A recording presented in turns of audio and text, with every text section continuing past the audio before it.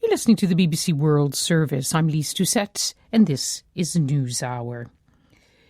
Yemen's complicated conflict just got even more complicated. Now, as you may know, Yemen's main fault line is the war between the Houthis aligned to Iran, who control large parts of the north now, and the ousted government backed by the Saudi-led coalition.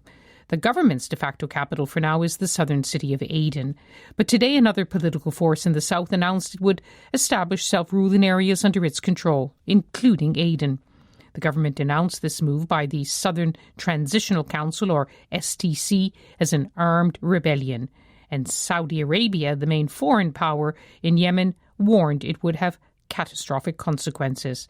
The STC's main demand has long been a return to a separate state in the south, which existed until 1990. Elisabeth Kendall is an expert on Yemen at Oxford University. I asked if she was surprised by the declaration of self-rule from the STC. No, it wasn't a surprise. It's been building up really for decades. The whole idea of Yemen as a single country is quite problematic. Of course, it did unite in 1990, but already in 4 years it was at war. So the South has long suffering tensions with the North. It looked like those were more or less resolved on the surface in November when they signed the Riyadh agreement. But actually, all that did was cosmetically paper over the grievances, kick the can down the road on southern secession, and things have really come to a head in recent weeks.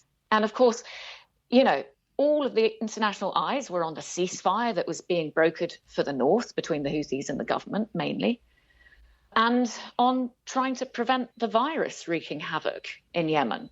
Plus, of course, it's the first weekend of Ramadan, so regional eyes weren't really on this.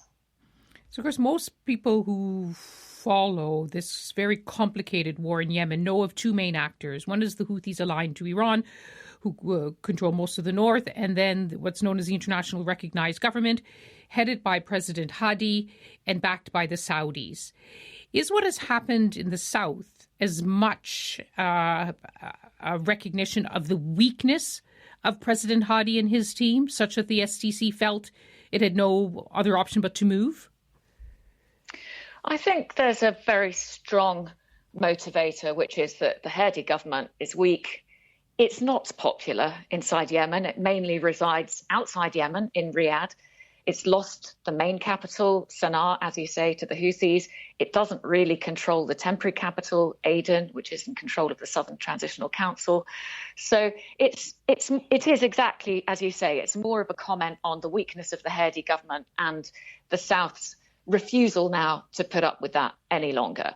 They've been trying to take control of the South for years now. It finally did manage to coalesce some kind of opposition around this Southern Transitional Council framework, which emerged in 2017.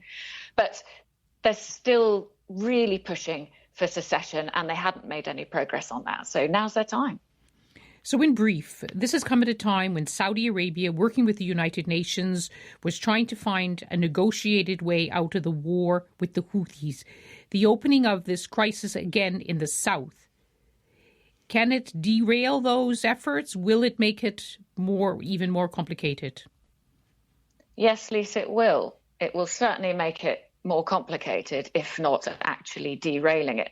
The problem with the ceasefire that was being brokered in the north that Saudi had offered is that the Houthis hadn't taken it up anyway. What all of this shows is that the Hadi government is in a very weak position. The Houthis were on the front foot militarily. The Saudis are tiring of the war, partly why they've offered the ceasefire. It's been very expensive, both in terms of money, in terms of men, and in terms of international reputation at a time when the oil price is tanking.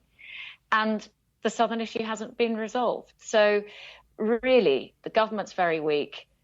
I can't see the ceasefire working in the north, and I can see some kind of fronts exploding in the south. Things are looking very bad indeed, particularly at a time when the virus might hit. Elisabeth Kendall of Oxford University.